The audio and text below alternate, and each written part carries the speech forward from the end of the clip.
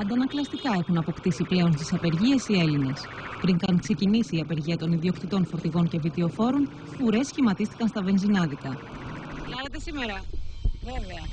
Τι θα κάνουμε αλλιώς. Φουλάρετε σήμερα? Κανονικά. Και δεν ξέρω αν θα μας φτάσει και για τη βδομάδα για τη δουλειά μας. Όσα βενζινάδικα έμειναν σήμερα ανοιχτά, ανανέωσαν τα αποθέματά τους. Οι πρατηριούχοι συνιστούν ψυχραιμία. Εάν δεν υπάρξει πανικό στον κόσμο και δεν βάζουν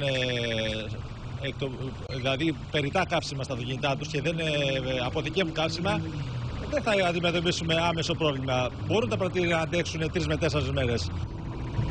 Εντονότερη αναμένεται να είναι η έλλειψη στα νησιά και τις απομακρυσμένες τουριστικές περιοχές. Δεν θα υπάρχει τόσο μεγάλο πρόβλημα Δευτέρα-Τρίτη. Αν συνεχιστεί η απεργία, σίγουρα θα υπάρχει. Οι ιδιοκτήτες φορτηγών δημόσιας χρήσης αντιδρούν σε ρυθμίσεις του νομοσχεδίου για άνοιγμα του επαγγέλματός τους που σχετίζονται με το αντίτιμο της τιμής της άδειας. Από την Κυριακή, 12 η ώρα, Δευτέρα πρωί είμαστε σε απεργία. Και απεργία μέχρι θανάτου. Σύμφωνα με πληροφορίες από το Υπουργείο Μεταφορών, υπήρξαν σκληρές διαπραγματεύσεις με την Τρόικα που ήθελε μηδενικό αντίτιμο της άδειας. Φαίνεται όμως ότι θα εξασφαλιστεί ένα μεταβατικό διάστημα 3 ετών για τις παλιές άδειες. Η αξία των παλιών αδειών θα προσμετράται στο κεφάλαιο των εταιριών που θα συσταθούν.